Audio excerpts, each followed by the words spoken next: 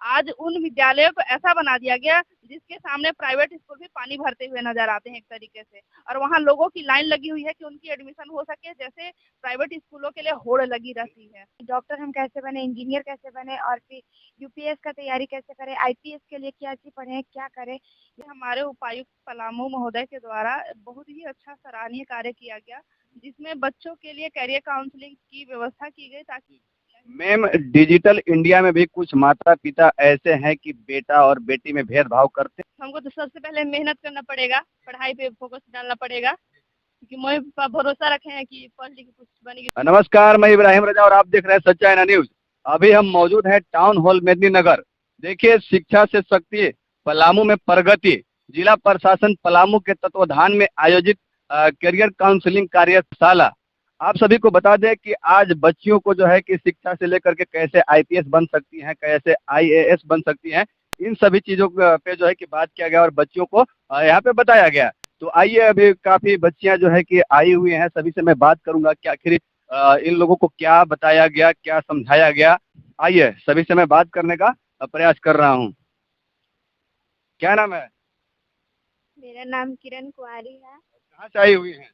लेस्लीगंज कस्तूरबा से आई हुई है। लेस्लीगंज कस्तूरबा की सभी बच्चियां हैं यहाँ पे। यस। आज क्या क्या आप लोगों को बताया गया? कि मैं बताया गया कि मैं कुछ बन बन सकती हूँ, अब बना के आगे चल के भी किसी को शिक्षा भी दे सकती हूँ। क्या आपका नाम क्या है? साक्षी दिया। क्या क्या यहाँ पे बताया गया? बताया गया कि कैसे मतलब कि यहाँ से अगर हम पढ़ लिख के अगर मतलब कस्तूरबा में पढ़ते हैं तो पढ़ लिख के में आगे क्या करेंगे क्या नहीं करेंगे उसके बारे में बताया गया। आईपीएस वगैरह बनने के लिए भी बताया गया यहाँ पे। हाँ।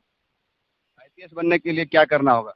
हमको तो सबसे पहले मेहनत करना पड़ेगा, पढ़ाई पे फोकस डालना पड़ेगा, क्योंकि मोए पर भरोसा रखे हैं कि पढ़ लिख के कुछ बनेगी। मम्मी पापा जो है कि सपना रखे हुए हैं, तो आप क्या बनना चाहेंगी पढ़ लिख कर? आईएएस। आईएएस बनना चाहेंगे। और आपका क्या नाम है? मेरा नाम प्रिया कुमारी है। I read in class 11। अच्छा, पढ़ लिख कर क्या आप क्या बनना चाहती हैं?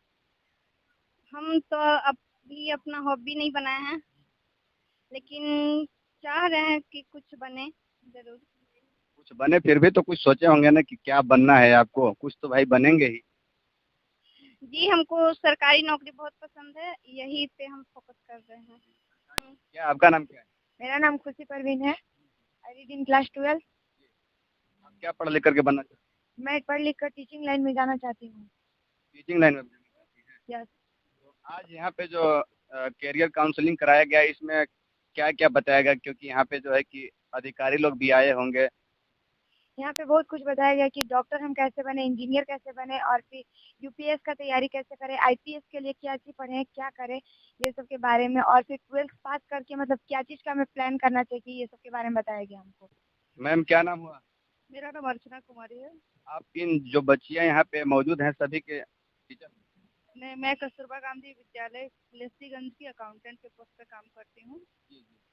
मैम, बच्चों को जो है कि कुछ बनने के लिए क्या करना होगा? डॉक्टर बनने के लिए, इंजीनियर बनने के लिए, आईपीएस बनने के लिए। आखिर आज तो करियर काउंसलिंग का मकसद तो यही था कि बच्चों को आगे बढ़ने के लिए बताना है। ये हमारे उपायुक्त पलामू महोदय के द्वारा बहुत ही अच्छा सराहनीय कार्य किया गया, जिसमें बच्चों के लिए करियर काउंसलिंग की व्यवस्था की गई ताकि बच्चे आए और यहाँ पर जाने। यहाँ पर मुख्य रूप से मोस्टली आईएएस जो हैं, जो 2005 बैच के थे, जो हमारे उपायुक्त महोदय हैं, 2010 बैच के, 2023 बैच के जो अभी प्रशिक्षु हैं, वो सारे लोग आए हुए थे। और उसमें कुछ लोग जो हैं जो आईआईटीएन थे, आईआईटी करने के बाद आईएएस की तैयारी किया और उसकी परीक्षा निकाले, कुछ एमबीबीएस करने के बाद आए। एक आईएएस अधिकारी अभी जो बनी है प्रशिक्षु है 2023 बैच की, मतलब हमारे उपायुक्त महोदय का पहल रहा और उन्होंने देश के अलग अलग कोने से प्रशिक्षण प्राप्त कर रहे लोगों को बुलाया जो 2023 बैच से निकले हुए हैं। वो उनके साथ मतलब जब वो क्लास 10th में पढ़ती थी तो एक हादसा भी हो गया था जिसमें उनकी आंखों की रोशनी चली गई थी। तो वो उनकी सारी कहानी बताया कि किस तरीके से उन्होंने फिर अपनी पढ़ाई को पूरी की, किन विकट परिस्थितियों में कि अपने ना लिख सकते थे ना पढ़ सकते थे, उस कंडीशन में उनका रीडर भी अलग रहता था और जो लिखने वाले राइटर थे उनके भरोसे उन्होंने अपनी ग्रेजुएशन तक की पढ़ाई कंप्लीट की।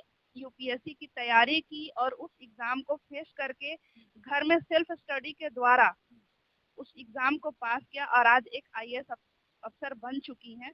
तो ये सब चीज मोटिवेशनल स्पीच उन लोगों के द्वारा दिया गया कि हम लोग को क्लास 10th और 12th के बाद किस तरीके से प्रिपरेशन करना चाहिए। मोस्टली उनका था कि हमारी बच्चियां या जो भी स्टूडेंट्स यहाँ पर मौजूद हैं वो अपना एक एम फोकस करें कि हमको भविष्य में क्या बनना है।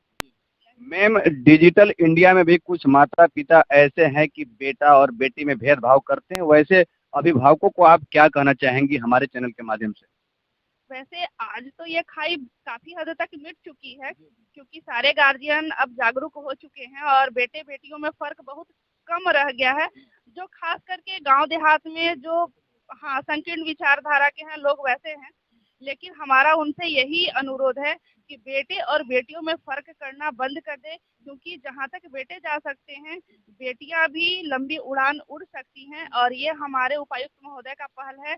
सपनों की उड़ान इस कार्यशाला का नाम था कि वो बच्चियों को उड़ान प्रदान करे और बच्चियां भी इंजीनियर बने, डॉक्टर बने, आईएएस बने या जो भी उनकी इच्छा हो, जिस भी फील्ड में जाना चाहे वहाँ अपनी राह चुने और स्वतंत्र बन सके। क्योंकि जब बेटे पढ़ेंगे तो एक पीढ़ी चल सकता है और जब बेटियां पढ़ेंगी तो जब बेटियां पढ़ती हैं तो दो परिवार के सारे लोग शिक्षित होते हैं और उनमें जागरूकता लाती हैं वो, और उसके साथ ही समाज के अन्य लोगों को भी वो जागरूक करने का काम करती हैं।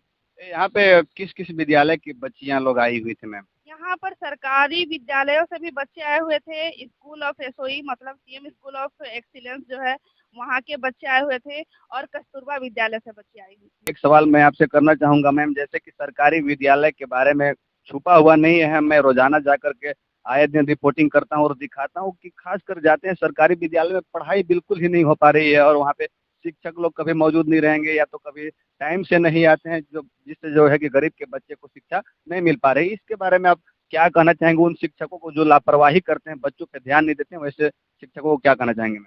सर मेरा उनसे अनुरोध है कि अगर हमें दायित्व मिला है कि हमको बच्चों को शिक्षा देनी है तो कम से कम हम उस समय का पालन करते हुए बच्चों को शिक्षा दें। उन्हें पढ़ाने के लिए हमको उत्तरदायित्व मिला है, हम बच्चों को शिक्षित करेंगे तो विद्यालय का नाम होगा, हमारे शिक्षक का नाम होगा और बच्चे तो जो नाम रोशन करेंगे वो करेंगे ही। इसलिए मेरा उनसे अनुरोध है कि वो अपने ड्यूटी पर ध्यान दें और टाइम से विद्यालय को करें और जो कार्य उनको मिला है उसको पूरा करें। और एक सवाल बस अंत में मैं करना चाह रहा हूं कि दिल्ली के जो मुख्यमंत्री अरविंद केजरीवाल जी हैं वो शिक्षा व्यवस्था पे इतना ध्यान दिए हुए हैं कि जो जो अभिभावक अपने बच्चों को जो है कि प्राइवेट स्कूल में पढ़ाते थे वो लोग अपने बच्चे को फिर से सरकारी स्कूल में नामांकन करवा रहे हैं। इतना अच्छा सरकारी स्कूल में पढ़ाई वहाँ पे हो रही है, तो झारखंड सरकार को यहाँ शिक्षा व्यवस्था पे क्या करना चाहिए मैम? जी सर, जैसे अरविंद केजरीवाल महोदय का ये कार्य है वो भी बहुत सराहनीय है, क्योंकि वो जानते हैं कि सरकारी विद्यालयों में गरीबों के ही बच्चे पढ़ते हैं, बड़े लोगों के बच्चे नहीं पढ़ते। उन्होंने उस विद्यालय की रूपरेखा ही बदल दी। आज उन विद्यालयों को ऐसा बना दिया गया जिसके सामने प्राइवेट स्कूल भी पानी भरते हुए नजर आते हैं एक तरीके से, और वहाँ लोगों की लाइन लगी हुई है कि उनकी एडमिशन हो सके, जैसे प्राइवेट स्कूलों के लिए होड़ लगी रहती है। तो हमारे मुख्यमंत्री महोदय से अनुरोध है कि जैसे केजरीवाल सर ने अपने राज्य का नाम आगे बढ़ाया और विद्यालयों की रूपरेखा बदल दी, उस तरीके से यहाँ के सरकारी विद्यालयों के लिए भी वो प्रयत्नरत है, लेकिन उस और ज्यादा मेहनत करने की आवश्यकता है ताकि हमारे सरकारी विद्यालय भी प्राइवेट स्कूल को टक्कर दे सके। और मैं कहना चाहूंगा कि मुख्यमंत्री हेमंत सोरेन जी, जब एक मुख्यमंत्री दिल्ली के मुख्यमंत्री अरविंद केजरीवाल जी जब शिक्षा पे ध्यान दे करके वहाँ पे इतना अच्छा शिक्षा व्यवस्था कर देते हैं कि लोग प्राइवेट स्कूल में से अपने बच्चों का नाम कटवा करके सरकारी स्कूल में नामांकन करवाते हैं, तो समझ सकते हैं कि अगर आप भी तो एक मुख्यमंत्री हैं, समझिए कि झारखंड के मुख्यमंत्री है, तो आप भी प्रयास कीजिए, झारखंड का शिक्षा व्यवस्था इतना दुरुस्त कीजिए कि हर गरीब का बच्चा पढ़ लिख करके अपना जो सपना उसका है ना वो सपने को पूरा कर सके। और बाकी जितने भी लोग देख रहे हैं आप सब अपना राय कमेंट बॉक्स में जरूर रखिएगा। हमारा ये प्रयास कैसा लगा, मिलते हैं नेक्स्ट वीडियो में, तब तक के लिए जय हिंद।